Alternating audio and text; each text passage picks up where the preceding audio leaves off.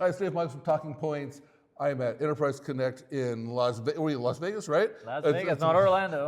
not Orlando. I'm with Head of Product Marketing from Zoom, Leo Boulton. Hello, Leo. Welcome. And your newest title, Keynote Player. Is that That's, I guess, yes. Yeah, Keynote, yes. Keynote Player. Leo was part of a full production Keynote a little while ago at Enterprise Connect here. And I got a few questions for you. I love it. Make sure I got this right. You put up that the average person, which is, I'm above average. I'm going to tell you right now, I'm above average. The average person does 25 hours a week of meetings. And yeah, definitely above average. But then this is what surprised me. You said 63% of that time is meeting related, and then you threw this little 63% of that, and a lot of that is before and after the meeting. So right. My question to you is, you're a meeting company. Yep. Why are you talking about the time we spend or waste before and after meetings? Well, collaboration is actually changing, Dave, as you know. So it used to be that we're just trying to connect people and have them transcend the geographies and connect them through different continents and things like that. But we're evolving actually away from just a meetings company, collaboration. This is more about work. It's about transforming the way that people work, and work is performed in a timeline. It's not just one snapshot in time where you have, just a meeting or a conversation or a phone call or send a message. It's something that people, when they work, have to prepare for work, they have to conduct the meeting or conduct the work, and then execute on something and take some action. That's why we're talking about more the full life cycle. So when I said you're a meetings company, I thought you were going to throw something at me. So I got through that one. You're not really a meetings company anymore, is what you're really trying to say. Definitely not anymore. Definitely not anymore. So you threw up a term. You said, because I've heard the term system of record. We often talk about the system of record, source of truth, whatever you want to call these things. Right. You threw up a term, system of action. That's right. You're gonna have to explain that one. Yeah, the system of action that we're talking about here is how we progress from what we call a conversation to completion as well. A system of action is a framework underneath it, right? So we talk about system of records, like you're saying, which is more data-centric oriented, more structured data. There's just a record, and then you talk about data integrity and the importance of it to maintain that system of record clear, et cetera. AI has been changing that. It's more about the action that it's performed by AI based on the data that sits on that underlayer of a data lake. It could be a system of record, could be a data lake, could be data structure, could be unstructured data. It's the point about the action that it's performed. So that's what AI is actually unclogging for all of us here in the industry. AI is changing. Okay, so we're morphing. Zoom is changing. AI is changing. I think I caught you when you're going too far in your web of lies here, because you said good enough is not good enough, and I think good enough by definition is good enough. So explain what that one means. That's right. So when we talk about the system of action, right? Like when AI needs to capture insights, when AI needs to capture context, when they need to capture these conversations, that underlayer, that conversation layer that we're talking about, needs to support and substantiate the actions that are performed, right? So when we mean by good enough is not good enough, it's not every phone call is the same. Not every meeting platform is the same, of course, and it needs to have certain minimal requirements in order to support the system of action that we're talking about here. In our case, we're opening that more. So we want to expand the context from as much as we can, but the underlayer, that undercurrent, needs to be able to support that new concept. So you're raising the bar on good enough. The minimum threshold of good enough has to be raised. Yes, it does. Yes, it does. Okay, so then you started talking about you talked about uncovering insights. In the magic word was uncover. You talked about orchestrating. Orchestrating. We'll get to that. I don't know what we're orchestrating yet. And then you talked about up-leveling. That's right. Now I want you to explain those three. Well, first explain those three. Yeah, go ahead. Yeah. So basically, when we talk about uncover, it's precisely to find those insights.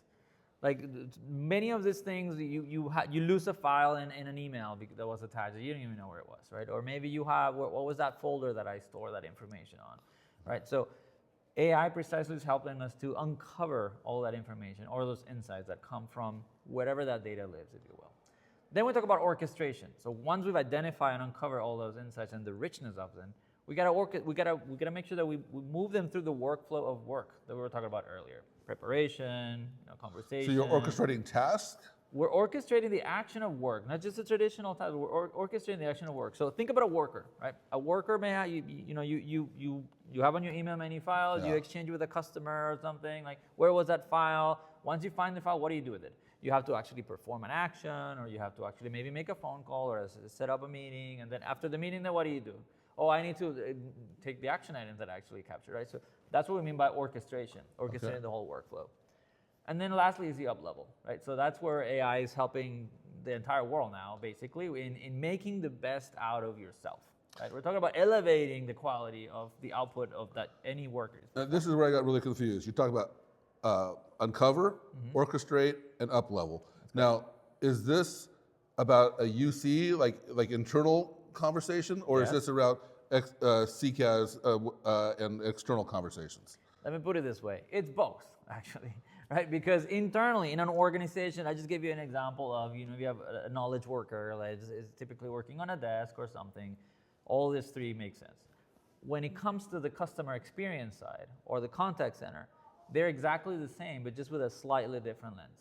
What kind of insights would you like to uncover, or the system can help you uncover when you're talking about a customer experience platform? Those conversations, those files, that exchange of information, the interaction that is happening externally from a customer directly. Same for the orchestration. If they have a problem, for instance, and they're calling your company, and like, can a virtual agent actually help solve that problem and orchestrate internally, capturing data from different systems to help the customer solve the problem? It can, and elevate the experience as well. So all apply to both. That's the whole point here. Okay, so you're obviously leveraging a lot of the conversational data that you collect in Zoom, but that can't really be enough to do what you're describing here. Well, that is yes, that's correct, because this decision intelligence engine we're talking about, so it basically the fuel. Decision intelligence, another. We use it. Yeah. The decision intelligence engine, right? The thing that's actually powering this whole workflow, this conversation to completion, the system of action, needs to have as much context as possible, right?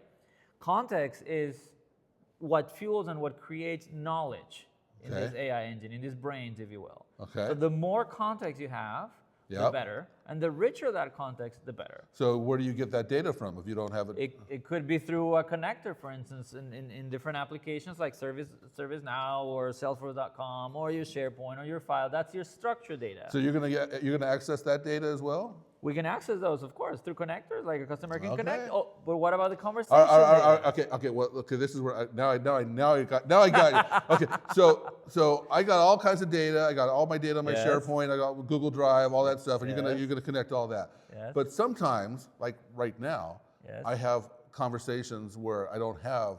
They're not really online. Well, I guess this is kind of online. But sometimes I have conversations that are completely offline. So how are you gonna get that? You can just pull up a phone right now. We can go to Starbucks and bloop, start your My Notes application. That's actually one of the big announcements. We just launched it and started rolling it out last month. You can capture real live conversations too. It could be on a WebEx platform. It could be on Teams. It could be on Google Meet. So the whole point here is we're working towards expanding that context as much as possible because we have an open platform. By the way, it could even be a mobile phone call. Okay.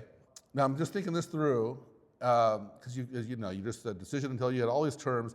You talked a lot about Zoom AI Companion, and you talked a lot about agentic.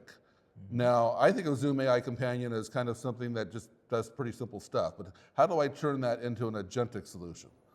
Well, I wouldn't say, first of all, that does pretty simple stuff. Okay, it makes it look simple. That's the whole magic. It makes it look simple. It's incredibly complicated. It's very complicated. Don't even ask me how it is. Pay no attention to the man behind the curtain. But exactly.